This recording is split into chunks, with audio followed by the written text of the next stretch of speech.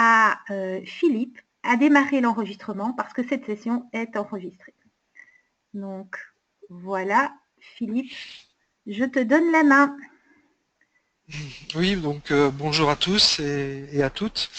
On va passer une petite heure à parler du broker. Alors, voilà, je crois que là on doit voir Oui, mon écran. Non, voilà, maintenant on voit ton écran et on t'entend, c'est parfait. non, c'est parfait. Donc, alors, on va passer une petite heure à parler du broker.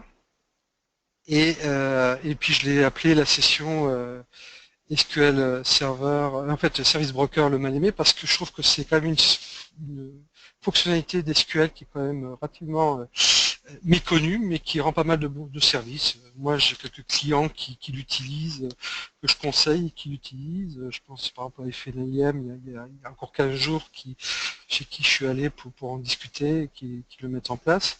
Donc, voilà, donc, on va en parler pendant cette petite heure. Donc je suis Philippe Gégère, je travaille pour la société Titanium, qui est une société dont le siège est à Strasbourg, et qui aussi une agence à Paris qui est spécialisée dans la CRM, donc Dynamics CRM, le collaboratif avec SharePoint, et un département Business Intelligence et Data Platform, donc là je fais partie. Je suis formateur certifié Microsoft, puis j'ai un certain nombre de certifications autour des SQL Server et de la BI. Donc maintenant on va parler du service broker, donc qui est une fonctionnalité d'SQL Server, comme je l'ai dit, qui fournit une prise en charge de tout le système de messagerie, comme tous les brokers qui se méritent, donc de transfert de messages, et une gestion de file d'attente pour supporter ces messages et surtout pas en perdre.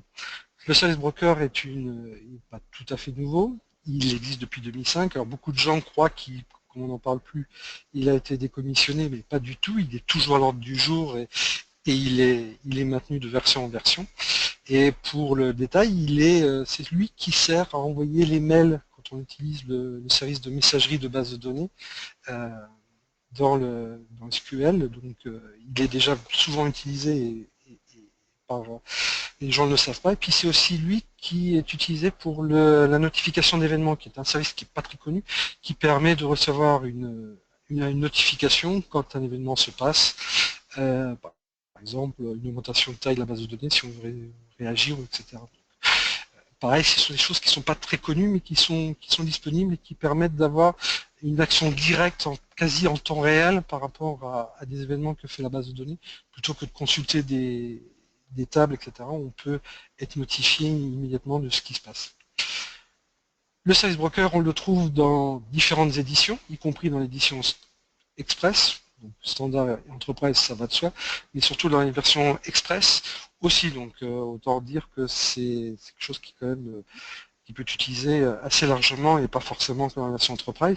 La petite restriction dans les éditions Express, c'est qu'on ne peut pas, quand on regarde la doc, c'est marqué client en ligne, ça signifie tout simplement que deux éditions Express ne peuvent pas communiquer directement.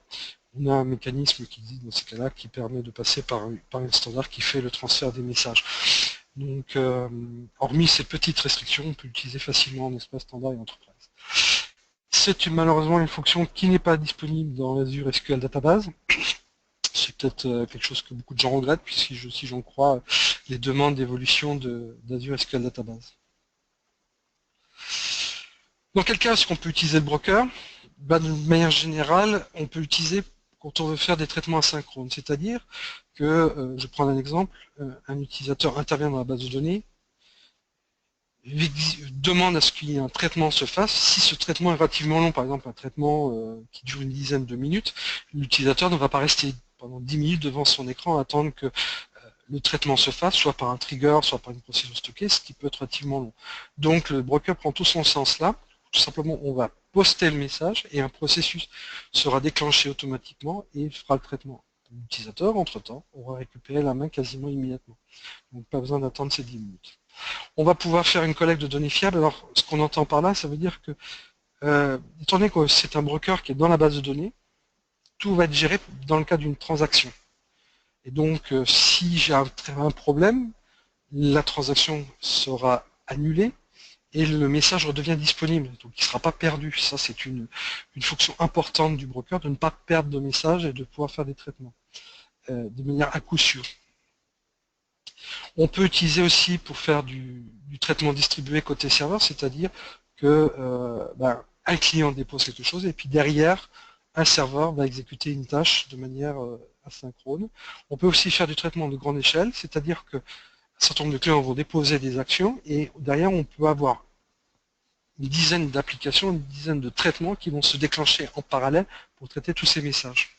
Donc on peut faire comme ça du traitement de masse en parallèle. Alors les avantages, j'en ai déjà un peu parlé, mais on va les lister là.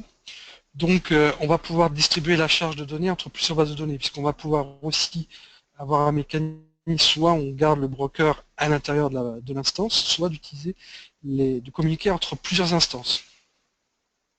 Et donc mettre en place des communications complexes où carrément, je sais pas, on peut imaginer une dizaine d'instances qui communiquent pour différentes actions, chacune selon un schéma qui aura été déterminé à l'avance. Ça réduit la charge de développement et de test puisque un certain nombre d'éléments sont déjà préexistants et ils sont garantis par Microsoft au préalable. Donc c'est beaucoup plus facile à mettre en œuvre un broker que de développer soi-même. Je peux dire qu'il y a quelques années, quand j'étais développeur, si j'avais su que les mécanismes de broker existaient, je ne me serais pas embêté à passer autant de temps à essayer de gérer une communication interprocess à l'époque. Il est fait, et je suis surpris très souvent de voir les performances du broker, puisque c'est quand même quelque chose où le temps d'appuyer sur un bouton, le traitement est quasiment le temps humain de réaction est largement supérieur au temps de réaction du broker, et je suis des fois bien surpris du temps de réponse du broker qui quand même peut être assez rapide. Et comme tout est généré dans le cas de transaction, si on annule les transactions, eh ben le message redevient disponible. Voilà les principaux avantages de ce service broker. Alors, le service broker, ce n'est pas un EAI au sens où on entend couramment comme Bistol par exemple, pour citer que lui, où dans un EAI, on va pouvoir plutôt fédérer des systèmes applicatifs, un bus d'application, on appelle aussi l'EAI, on va fédérer plusieurs applications entre elles. C'est vraiment de base à base, d'instance à instance. Ce n'est pas un ETL, ce n'est pas un ETL comme SSIS, puisque SSIS, lui, va faire des traitements unitaires, une fois par jour, typiquement, par exemple, et sur des grands volumes. Là, on va vraiment traiter unitairement un peu de données et de manière tout à fait continue. Ce n'est pas un service de réplication, on peut le remplacer par un service de réplication. D'ailleurs, moi, des fois, je préfère le broker parce qu'on a un peu plus la main que les outils de réplication. Et on a beaucoup plus de choses, un peu plus de granularité un peu plus fine pour pouvoir y aller. Bon, soyons clairs, c'est un broker comme SMQ, donc c'est pas le seul broker qui existe. Et la particularité, c'est qu'il est intégré, comme je l'ai dit, à la base de données, et donc on peut l'intégrer dans des cas de transaction. Donc pour bien comprendre le broker, il faut distinguer deux choses. Une partie infrastructure, ce qu'on pourrait appeler couramment la tuyauterie, qui est un petit peu délicat à mettre en œuvre, on va le voir, je ne vais pas le nier, c'est vraiment quelque chose d'un petit peu délicat. Et puis après, une fois qu'il est mis en place, les conversations. Alors, si je vous ai mis là une représentation de l'explication, une analogie qu'utilise Microsoft pour expliquer le broker, la partie, vous voyez, de transmission des messages de bout en bout, ce serait plutôt la partie tuyauterie à mettre en œuvre. Quand je dépose une lettre dans la boîte aux lettres, je me moque de la façon dont la poste va utiliser des camions, des trains, des avions pour transmettre ma lettre. Ce qui m'importe, c'est que le destinataire le reçoive. Donc, nous, dans ce cas-là, on doit mettre en place cette tuyauterie pour que ça puisse fonctionner, puisque ça fait partie de notre travail. Et une fois que cette partie est montée, la partie transfert de messages se fait très simplement. On verra que ça peut être très simple puisque quelques commandes suffisent pour le faire. Alors, un petit peu façon recette, qu'est-ce qu'il nous faut pour faire un bon broker? Alors, je suis dans un schéma là où j'utiliserai deux serveurs distants. C'est le cas un peu plus évolué, sachant que je pourrais utiliser tout dans la même instance, auquel cas certains points, notamment les derniers, ne sont pas utiles. Alors, pour réussir un bon broker, il nous faut des types de messages, un contrat, deux files d'attente, deux services, 4 itinéraires, 2 liaisons de services distants, quelques certificats pour assurer le cryptage tâches de la transmission des données et la sécurisation. 2 points de terminaison de endpoint d'SQL Server, et puis quelques droits pour pouvoir utiliser le broker. N'importe qui pourrait ne pas avoir le droit d'utiliser le broker. Alors, ça fait un peu liste à Prévert. On va les détailler un à un pour bien comprendre de quoi il s'agit. On va commencer, alors, avant de commencer par les types de messages, j'ai fait une représentation pour bien distinguer les différents éléments. L'émetteur de message va attaquer le service source, qui lui passera par les points de terminaison à travers des itinéraires pour attaquer le service partenaire qui déposera le message dans une file d'attente. Et l'ensemble fonctionne si on a un point commun entre les deux services sources et partenaires, que sont le contrat et le type de message. Donc ça, c'est vraiment la partie que les deux services doivent connaître, les contrats et les types de messages. Donc il suffit juste de mettre la même terminologie, les mêmes définitions, et ça peut marcher. Alors je disais, les types de messages, pour commencer, donc qu'est-ce que c'est qu'un type de message? C'est tout simplement un nom et un format. Dans les formats qui sont autorisés, on en a 3, c'est du libre, du binaire, on peut très bien utiliser du binaire. On est limité à 4 gigas le message est limité à 4 gigas, et le type de message associé, ben, c'est soit, comme je disais, du libre, du binaire, soit du structure XML bien formatée, qui correspondent où on ferme bien les tags, on respecte les majuscules sur les tags, etc. Ou bien, pour aller plus loin, même du XML validé par un schéma pour garantir que tous les tags soient bien les termes qu'on utilise. Je vous ai mis là, comme toutes les pages qui vont suivre, un exemple, et dans l'exemple qui va m'intéresser, on va utiliser simplement du XML bien formaté. Une fois que j'ai défini ce type de message, il me faut définir les contrats. Je vous rappelle, le type de message et les contrats sont les éléments communs de bout en bout à notre infrastructure broker. Les contrats sont définis par un nom et définissent en fait les types de messages que va utiliser ce contrat et les émetteurs associés. Vous voyez que dans la requête que j'ai mis, chaque type de message peut être émis soit par l'initiateur du message, l'émetteur, soit celui qui reçoit, la target, soit indépendamment les uns et des autres, on a une commande by any pour dire qu'il peut être émis des deux côtés. Donc voilà, ça c'est le contrat. Je vous ai encore mis donc un exemple. Vous voyez que les noms sont un peu barbares. On a des anti-slash. C'est une convention de nommage qui vous est propre. C'est un peu ce que conseille Microsoft, mais c'est pas forcément. Mais comme on peut avoir beaucoup de contrats, beaucoup de types de messages, etc., identifier les partenaires plus la fonction et la sous-fonctionnalité, ça peut être intéressant pour s'y retrouver après dans les différents éléments. Les files d'attente aussi, les queues en anglais, sont définis là par un nom et par un schéma. Comme une table, puisque dans la queue on va stocker les messages, et ben on va avoir un schéma pour préciser dans quel file group on va stocker les données et ainsi optimiser le stockage, gestion des disques. Les queues en fait vont recevoir les messages, on va les requêter, soit par, on va les interroger comme des tables, donc avec une commande select, sauf qu'avec le select, on ne dépilera pas la queue, on ne dépilera pas le message restera dans la file. Il faut utiliser la commande receive, qui retire le message de la queue, de la file d'attente en français, si on veut le mettre en français, on est quand même après tout dans un événement français, je vais essayer d'utiliser les mots français. Donc la commande receive, on la détaillera un tout petit peu plus tard.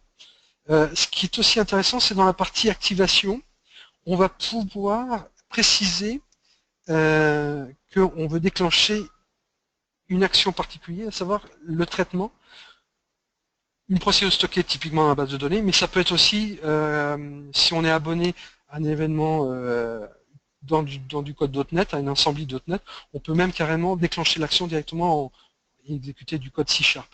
Donc ici, moi dans l'exemple, je vous ai montré comment déclencher une procédure stockée, avec la possibilité aussi d'en déclencher du traitement parallèle en utilisant le MacQReader, qui, je l'ai mis à 1, mais on peut en déclencher 10.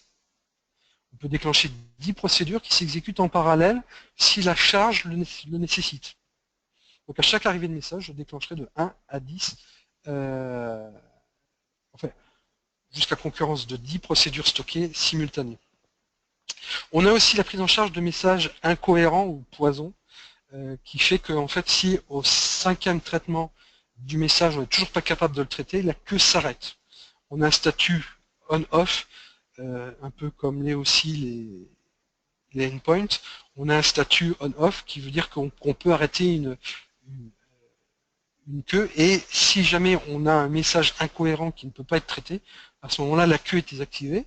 Et si vous voulez savoir ce qui se passe à ce moment-là, vous pouvez utiliser les notifications d'événements et déclencher un processus de nettoyage, par exemple, du message, et de réactiver la queue. Les services font le lien entre le contrat et la file d'attente. À un service, on associe une file d'attente. Mais par contre, ce service peut prendre en charge plusieurs contrats. Donc vous avez la requête, et donc la deuxième partie entre parenthèses, j'ai précisé un contrat, mais j'aurais pu en préciser deux, ou plus. Les routes ou les itinéraires en français, selon la doc Microsoft, permettent de savoir où sont les services. Quand je m'adresse à un service, il est important de savoir si c'est un service local ou si c'est un service distant, et auquel cas où il est. Et entre autres, on va préciser le endpoint, le point de terminaison qu'il faut attaquer, qui serait à l'écoute de l'instance distante pour pouvoir piloter et donc attaquer ce service. Là où je vous ai mis deux exemples dans la slide, un service local et un service distant. Donc, vous retrouvez ici la façon d'identifier un point de terminaison SQL Server. Les liaisons de services distants, en fait, c'est tout simplement une façon de sécuriser la transmission de l'information entre les deux serveurs.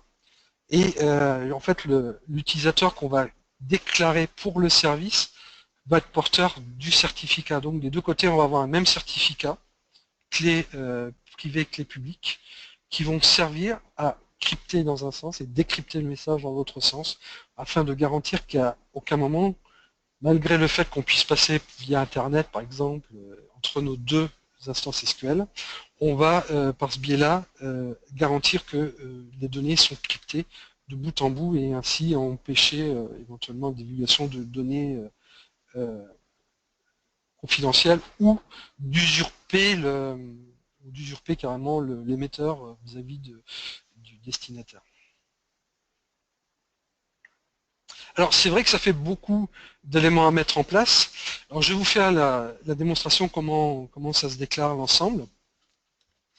Ça simplifiera, ça illustrera un peu mon propos. Voilà, donc je me retrouve dans Management Studio, dans une instance. Alors, pour faire cette démonstration, j'ai fait le choix d'utiliser des VM Azure,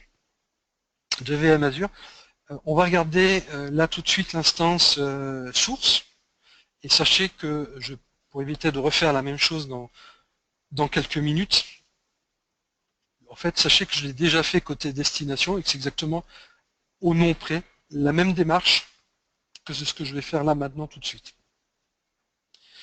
Donc voilà, donc j'ai préparé les scripts pour aller plus vite. Donc je vous ai dit que la première étape, c'est de créer les types de messages. Je viens de créer mon premier message, et dans la base de données, Management Studio nous réserve une entrée qui s'appelle le service broker, qui reprend les messages types, les contrats, les queues, les services, les routes. Alors là, il n'a pas été traduit le remote service binding, qui est en fait l'itinéraire utilisant l'utilisateur. Et puis éventuellement, ce qui n'est pas l'objet de cette présentation, les priorités sur le broker, puisqu'on peut éventuellement gérer des priorités. Donc si je regarde, j'ai créé mon premier message. Mon message est là, et si je fais un clic droit, j'ai la possibilité de voir ce que j'ai, le nom de l'ensemble des propriétés, le nom du message, et ainsi que les autres propriétés. Toutes les propriétés que nous verrons sous l'entrée broker de Management Studio ne sont qu'en lecture seule. Il n'y a pas possibilité de modifier les éléments. Il n'y a que la partie script qui nous est offerte. Donc là, j'ai préparé le premier message, je vais créer le deuxième. Cette infrastructure que je suis en train de créer là, on l'utilisera tout le long de la démonstration. Donc je vais rafraîchir. Donc on voit bien nos deux messages. Et si vous regardez bien, il y a des messages types. Il y en a un certain nombre par rapport au service broker, mais aussi par rapport aux notifications. Je vous ai parlé tout à l'heure des notifications d'événements. Ils sont disponibles aussi avec des types de messages. Il y a par exemple un message type système qui nous intéressera un petit peu, qu'on détaillera, qui est le end dialogue pour mettre fin à une conversation. Ça, c'est les types de messages. Après, je vous ai parlé des contrats. Je ferai une communication à deux partenaires, sauf que chacun va être l'initiateur de la conversation. Donc c'est pour ça qu'il y a le send by initiator. Je vais exécuter. Et pareil, on va retrouver le contrat que je viens de créer. Ici, dans le management, un clic droit me permet de voir les détails, l'ensemble des types de messages pris en charge, le nom et le propriétaire du contrat. Encore pareil, comme tout à l'heure, quelques contrats système qui sont prédéfinis par le système. Je continue. Alors là, je fais une petite exception, c'est quelque chose que je n'ai pas montré, mais comme ma queue doit exécuter une procédure stockée, en fait, là, ma procédure, je l'ai créée. Elle s'appelle serveur source traite message. Je la détaillerai dans la deuxième partie de la présentation. Donc, je vais simplement créer cette procédure stockée. Voilà. Et on la détaillera après.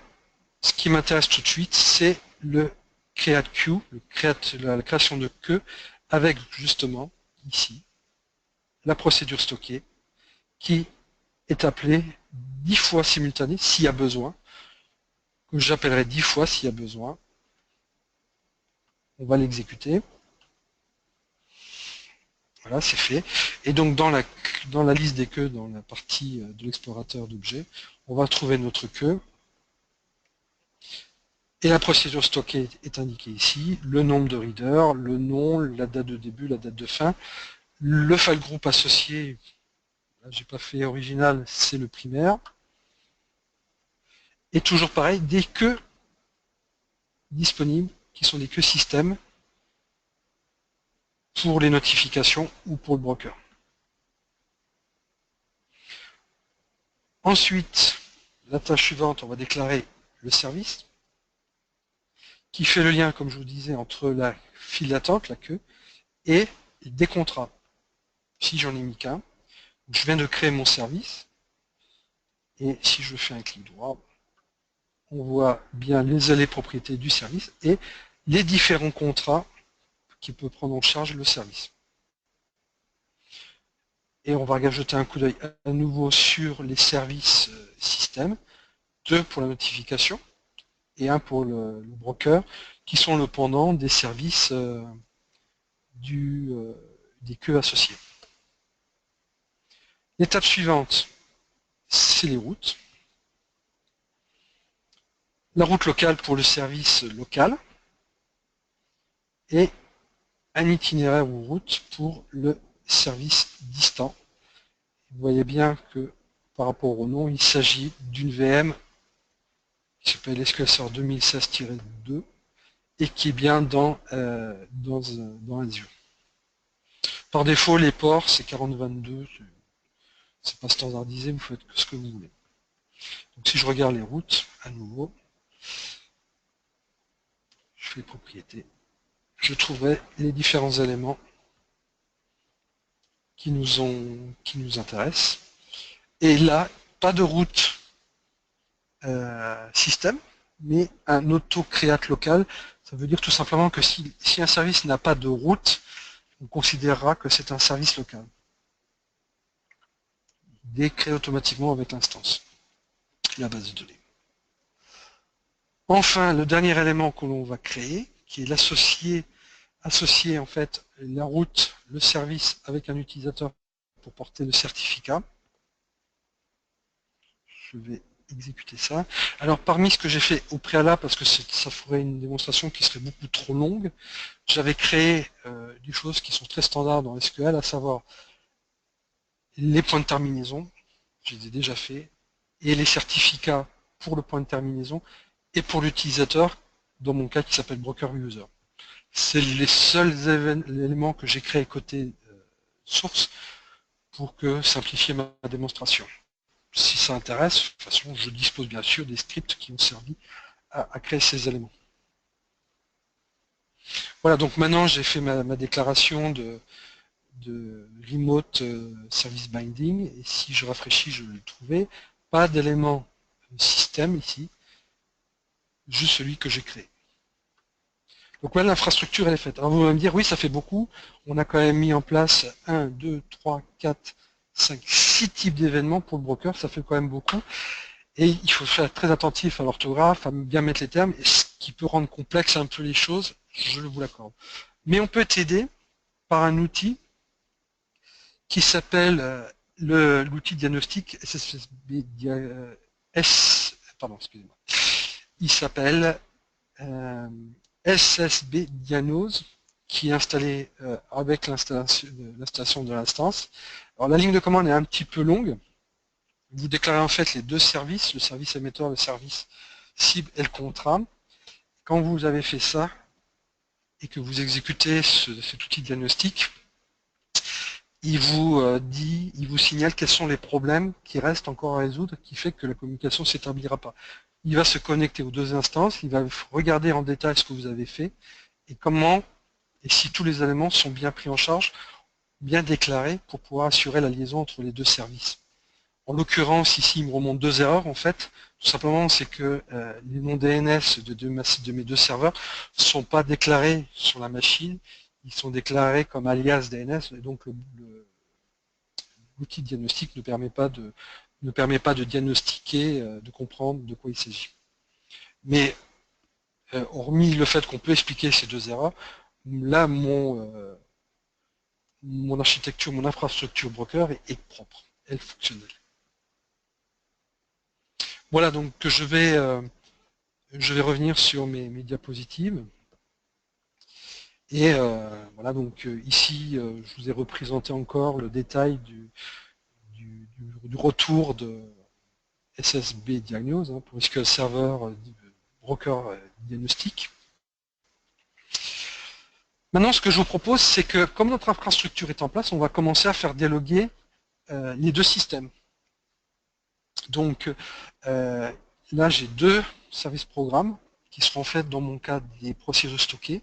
Donc ce sera la simulation d'applications qui vont communiquer aux services distants via l'envoi de messages, les messages que je souhaite, les traitements que je souhaite effectuer, et je récupérerai les messages à l'arrivée dans les queues. J'aurais pu faire plus simple en faisant un système mono application, c'est-à-dire que j'envoie simplement le traitement à un seul système, et là j'ai voulu mettre les deux systèmes en parallèle, en parallèle ou croiser les deux envois. Alors, comment est-ce qu'on fait pour envoyer un message?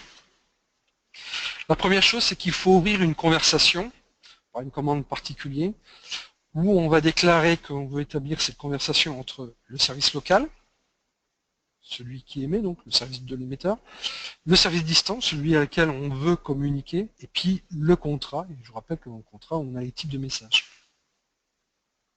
On va récupérer l'identifiant de la conversation, on va en avoir besoin.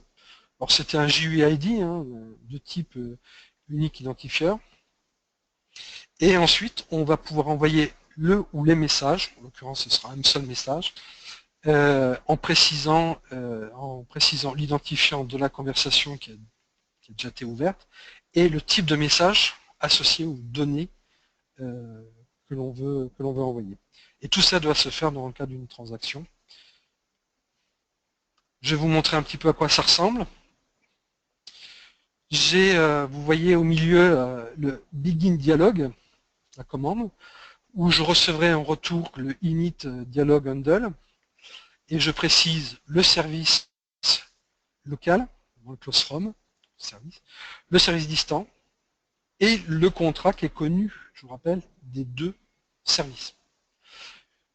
Comme je suis à distance, je veux que la communication soit cryptée, et je donne une durée de vie, je crois, de 30 minutes au dialogue. Au bout de 30 minutes, le dialogue s'arrêtera.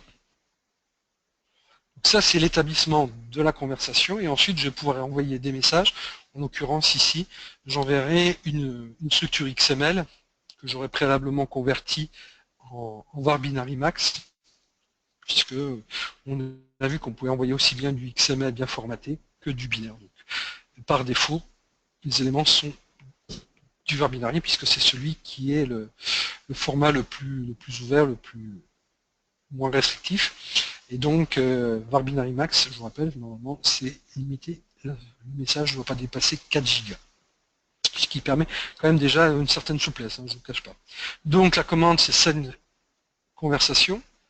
En utilisant l'handle de la conversation ouverte, on envoie le message type et entre parenthèses, la variable qui contient le message.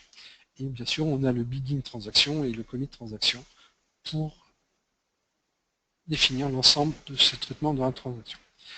Une fois que j'ai fait le message, il faut que je puisse le traiter. Donc, on va aborder maintenant la partie réception. Pour recevoir ce message, on a une commande qui s'appelle receive. Et tant qu'un message n'est pas arrivé, la commande receive reste en attente. C'est pour ça que généralement on l'accompagne d'un wait for qui permet de limiter le temps d'attente dans le message. Et ensuite, ce receive, en fait, on va préciser la queue, la file d'attente à utiliser. Si on regarde en détail la commande, voilà comment est-ce que je reçois. J'ai prédéclaré bien sûr mes 3 types de variables, le handle de conversation, vous verrez qu'on en aura besoin, le message type pour savoir quel est le type de message, ça peut être différents éléments, donc le message type va pouvoir m'aiguiller sur le type de traitement à faire, et puis le contenu du message à part entière, donc j'ai une variable qui s'appelle message. Donc receive top 1, je me limite au premier message, j'alimenterai donc le handle en fonction des colonnes de la... C'est une quasi-table, hein, donc on a des colonnes comme une table, hein, une conversation handle, message type name et message body sont des colonnes de la table, de la queue qui ressemble à une table. Donc je précise dans la clause from le nom de la queue à lire et le timeout de 1000, c'est-à-dire 1 seconde, est lié au paramètre, au mot-clé wait for. Donc si au bout d'1 seconde je n'ai pas reçu de message, je peux enchaîner. Typiquement, je peux sortir en disant qu'il n'y a pas de traitement à faire. Donc voilà les commandes qui nous intéressent pour traiter la partie uniquement envoi-réception de message. Et sachant que toute l'infrastructure, elle, une fois qu'elle est en place, elle ne bouge plus. Alors je vous fais une petite démonstration qui va bien. Alors je reviens sur ma VM dans Azure. Et tout à l'heure, j'ai exécuté un peu à la sauvage. Pardon, excusez-moi. Je vais d'abord regarder l'envoi de message. Donc j'ai créé une procédure où je passe 2 paramètres, un type de message et un numéro, un entier qui m'identifiera le type de message. Ça m'évitera que les applications qui veulent envoyer le message ne connaissent les types de messages, mais plutôt un type de traitement en donnant un numéro. Et en fait, on traitera le type par un type de message par la suite. Et donc, dans ma procédure stockée, on voit bien ici l'ouverture de la communication, comme je vous l'ai montré il y a quelques instants dans mes slides, et l'envoi de message en fonction du type. Donc, on va dire que le type numéro 1, c'est d'envoyer un message de type process1 envoie de ma source vers le partenaire. Donc la commande d'envoi est ici, send on conversation avec le handle de la conversation du GUID qui contient la conversation ouverte, le message type. En l'occurrence, je fais des choses relativement simples. J'envoie un message simple à chaque fois à mon émetteur. Je peux envoyer plusieurs messages sur plusieurs types de messages si je le souhaite. Là, je suis libre, mais ça va dépendre vraiment des contraintes de mon métier. Alors là, on va quand même pas faire non plus trop compliqué, donc on va rester à des exemples plutôt simples, mais quand même fonctionnels. Donc je vais sauvegarder enregistrer ma procédure stockée pour qu'on puisse qu'on puisse l'utiliser par la suite. Donc ça, c'est bien ma procédure stockée qui permet d'envoyer le message. Et tout à l'heure, sur la queue, j'avais déclaré une procédure stockée que je ne vous ai pas détaillée, on va la détailler maintenant, qui, quand la queue reçoit le message, elle lancera automatiquement la procédure stockée. La procédure stockée que je veux qu'il traite, ça s'appelle donc serveur source, puisque je suis côté serveur source, et la procédure s'appelle traite message. Et donc, bon, en l'occurrence, j'ai déclaré quelques variables. Je fais une prise en charge des exceptions avec le try, begin try, et c'est une boucle infinie. Tant qu'il y a des messages à traiter, je le ferai. S'il n'y a plus de messages à traiter, voilà ma commande break qui permet d'arrêter la procédure stockée. Donc la commande de réception, on l'a vu tout à l'heure, c'est le receive top 1, avec, je recevrai donc le type de message, et le handle qui est ici de conversation, on l'utilisera. Je vous l'expliquerai un peu plus tard. Et ensuite, j'ai un système de succession de if, else if, pour traiter tous les types de messages. Et donc le message que je recevrai de mon destinataire, de mon partenaire distant, puisque je suis sur la source, donc ce sera l'émetteur vers ma source, c'est les conversations croisées, je recevrai un type de message qui s'appellera donc broker source, broker partenaire. Process 1, c'est le retour, c'est le flux retour. Broker source, broker partenaire identifie les deux partenaires. Et process 1 simule un processus métier et retour identifie par exemple un traitement à faire sur le retour. Les termes sont au choix, donc j'ai fait ce choix-là. Une fois que je déterminais que j'avais reçu un message de type retour, eh ben, je vais déclencher la procédure métier que je vais associer, qui est d'archivage du XML. Je vous détaillerai dans la troisième partie de la présentation. Et ensuite, étant donné que j'ai fait en sorte que ce ne soit pas des vrais dialogues où chacun dit j'envoie des éléments, je te réponds, tu m'aurais aimé, j'aurais réaimé, etc. On fait simplement, on envoie un message et on arrête la conversation là. Si un deuxième message, il passera dans une autre conversation. Donc systématiquement, à chaque type de message, j'envoie un N conversation. En reprenant le fameux handle de conversation que j'ai justement gardé tout à l'heure. Voilà pourquoi j'en avais besoin. L'ensemble est dans une transaction, vous voyez les commits de validation. Je reviendrai sur le type NDialog, comme je vous l'ai dit tout à l'heure. Le reste, c'est juste de la prise en charge d'exceptions avec les try-catch, comme vous en doutez. Donc la procédure stockage, j'avais déjà exécuté tout à l'heure, donc elle est déjà dans ma base. Vous comprenez bien que j'ai exactement au nom près la même chose côté partenaire. Je vous demanderai de me faire confiance. Je ne vais pas réexécuter l'ensemble de ces procédures.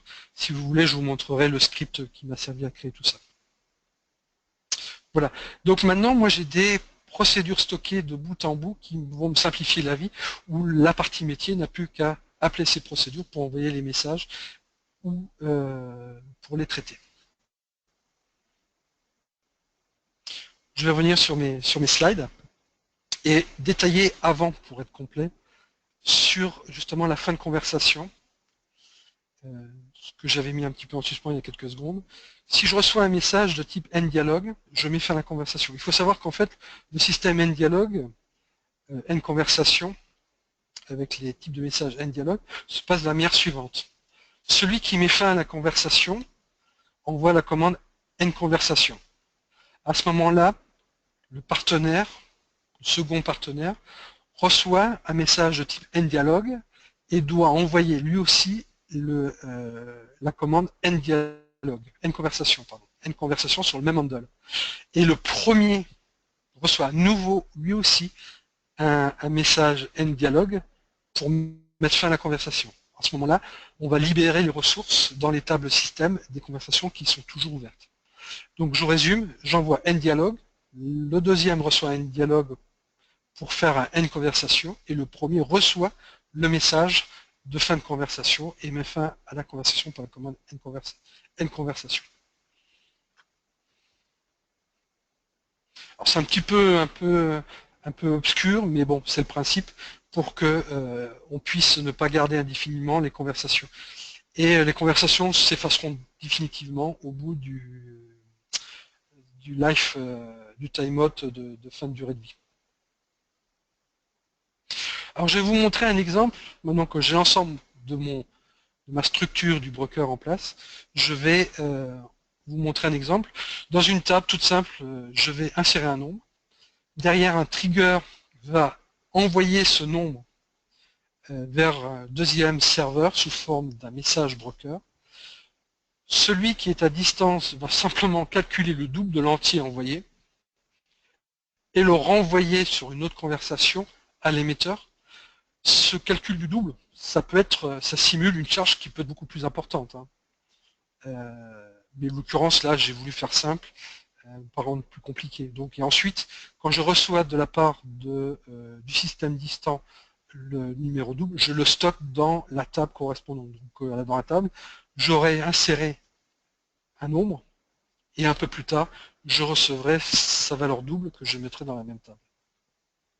Et comme j'ai pris le temps d'insérer, de mettre dans la table les deux colonnes de date à laquelle je stocke le premier nombre et à quel moment je stocke le double, je vais pouvoir connaître à peu près en combien de temps le broker fonctionne, et on va voir quelles sont les performances du broker. Je vous ai dit au début que c'est plutôt des choses plutôt performantes et plutôt rapides, et on va le vérifier dans l'exemple qui suit. Donc on va attaquer la dernière démonstration de cette session. Et la partie métier, je l'ai simulée ici avec ce script-là. J'ai une table que j'appelle data, avec un ID, la valeur que je vais insérer, la valeur initiale. Par défaut, je vais stocker la date d'insertion, la date courante dans la colonne date d'insertion. Et quand je recevrai la valeur double, je la mettrai dans la colonne éponyme.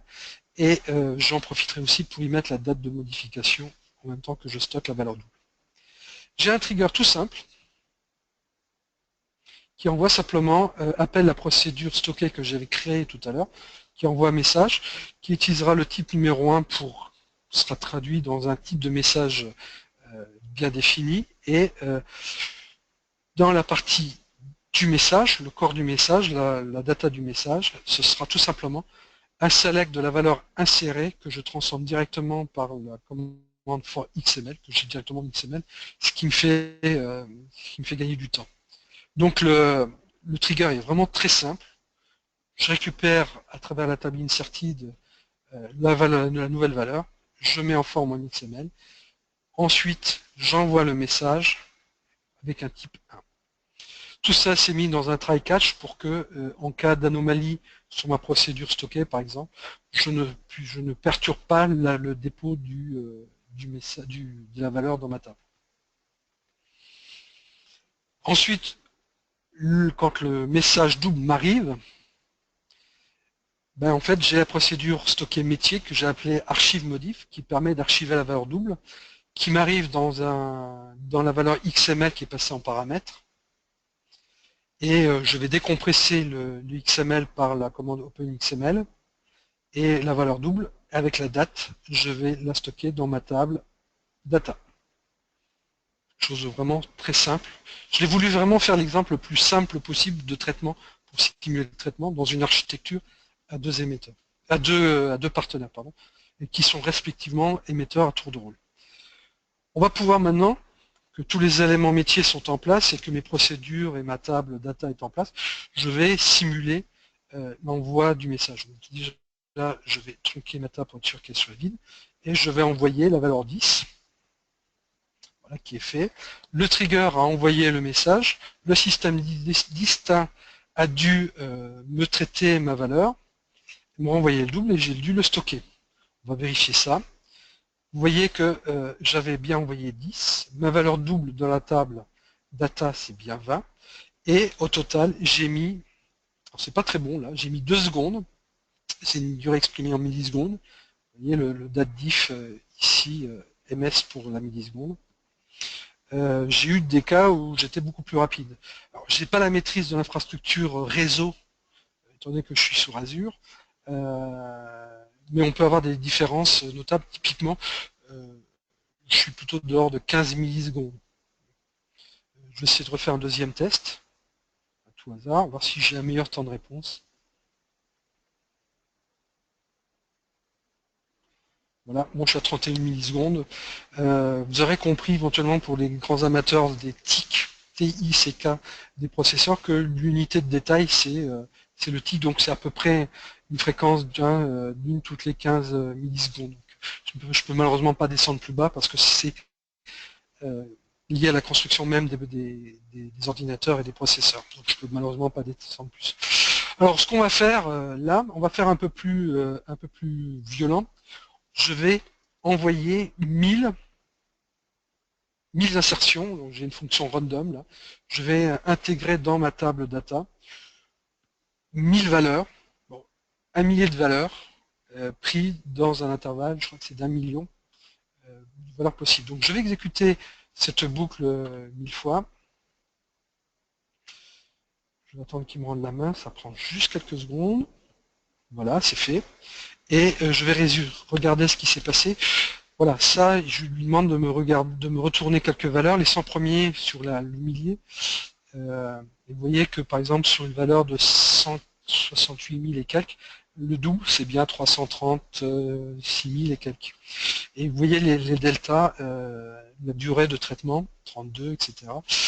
Et là j'ai une requête qui vous montrera de manière beaucoup plus globale sur les 1000 éléments, que j'ai bien traité 1000 données. Donc les 1000 ont bien été envoyés, les 1000 messages ont été envoyés et je les ai reçus, et j'ai stocké le résultat dans ma table data. Ça a duré 31, le meilleur temps a duré 31 millisecondes, la moyenne est de 4 secondes, et ça a pris au maximum un message aller-retour pour calculer le double, ça a pris 7 secondes, ce qui est plutôt élevé. Mais je pense que l'architecture Azure est quand même nous impacte pas mal. On n'a pas franchement cette finesse de pouvoir intervenir sur l'architecture réseau entre mes deux VM qui sont qui sont toujours à Dublin, mais qui passent par l'infrastructure Azure. Et en plus de ça, j'ai quand même eu à traiter tous les messages en même temps. Donc, la file, c'est la file d'attente a pu augmenter, a pu prendre un certain nombre de valeurs que j'ai, malgré les 10 procédures stockées que j'ai déclarées à utiliser simultanément. Voilà, donc vous voyez quand même il y a une grande variabilité entre 31 millisecondes et 7000. Ça fait quand même un laps de temps qui est quand même plutôt important, avec une moyenne de 4 secondes. J'ai eu des moyennes beaucoup plus faibles aussi dans mes différents tests avant cette session. Voilà, on en a fini avec cette présentation.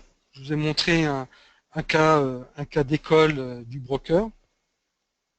Et je ne sais pas si Isabelle, tu es là? Non, Isabelle n'est pas là. Alors je vais regarder les questions.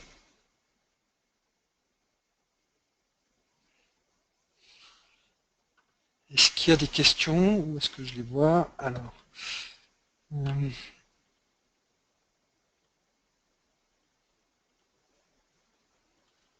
non, il n'y a pas de questions.